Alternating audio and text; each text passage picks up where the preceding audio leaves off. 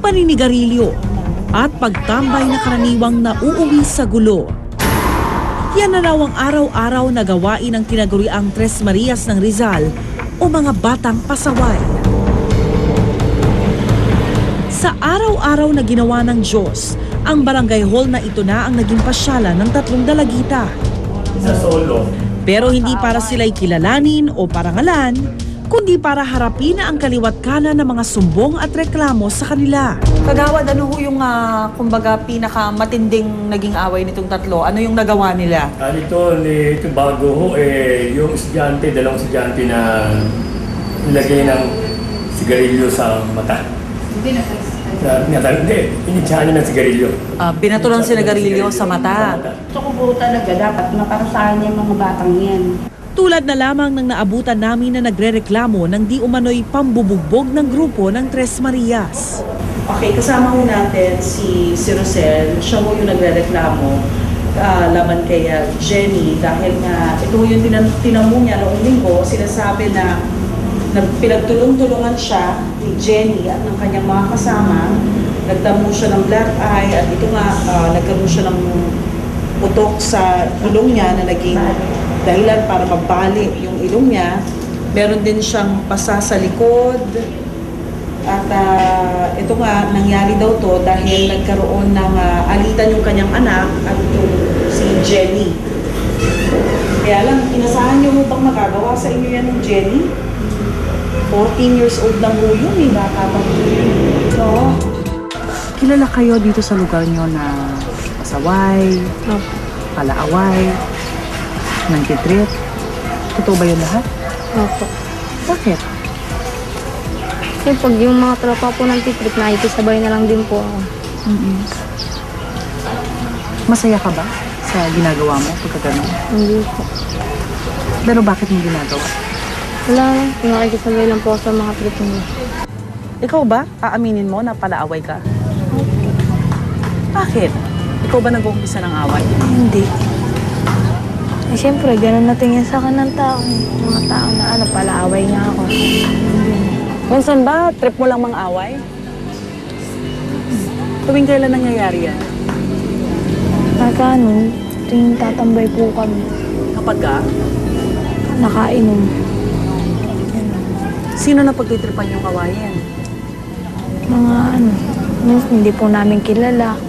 Kasi yung mga gusto na, yung mga kaaway namin na malalayo dito, nasa Binaon. Bakit yung ginagawa? Kasi sa akin, siyempre, yung mga kaaway ko, na nila ako, nabugbog na. Siyempre, pag nakakainom po ako, doon ko gusto kong bumawi. Doon nagiging malakas loob ko. Anong pakiramdam na lagi ka palang nasa barangay? Kaya, Kanino ka nahihiya? mga barangay po sa nanay ko. Mabibilang mo ba kung ilang beses ka na napunta sa barangay niyo? Ikaw ba nag-uumpisa ng away? Minsan po, Kamusta ang pakikipagkaibigan mo kay Mel, kay Abby, dun sa dalawa? okay lang po. Anong turing mo sa kanila? Parang mga magulang ko na rin. Ano ang handa mong ibigay para sa pagkakaibigan niyo? Kung gasa po yung makakaya. Ano yan? Paano kayo nagkikita? Sino sumusundo kanino? Upang lubos silang makilala, nagpasama ako kina Abby, Mel at Jenny para pasyalan ang kani-kanilang mga tahanan. So dito, ito ang bahay mo. Paano? Saan kayo natutulog? Dito lang po. Ang sama-sama kayo dyan natutulog? Oo. Ang mga gamit mo saan? Ayun, nandun po sa baba. Yun lahat? Ano yung mga pang-forma mo?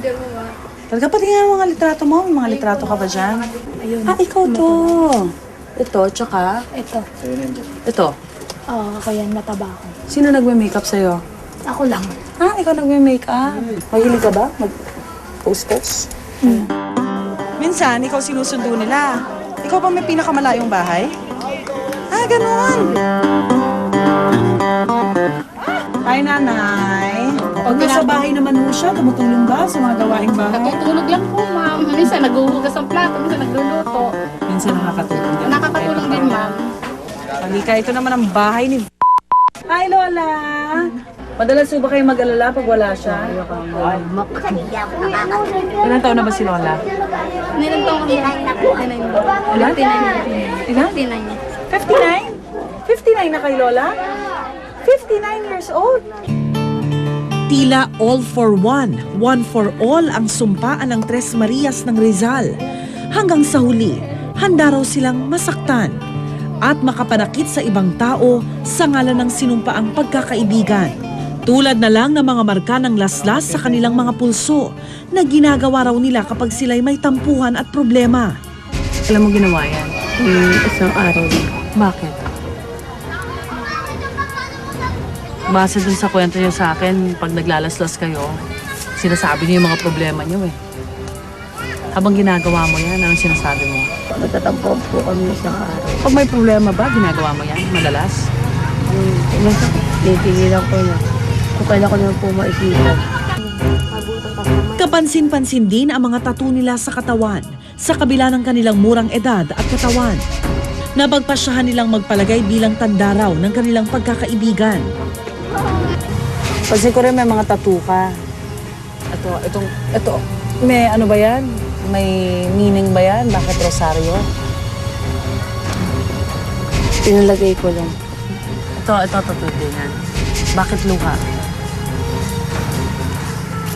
Kasi po, hindi po uso po dito yung mga tatong ganito, lowa. Kasi parang maingit lang rin po. Sinulid ka dito, para saan yan? Butas po. Nagkataon lang na may ganyan kayo? Kasi po, kami po yung gumagawa nito. Ako pa din nagsabi kay Ate Bekbek. Kakawag ka pang kakampi, pero mas binubugbog ako niyang babae niya. Pasalamat nga, hindi ko pinabarangay dyan eh.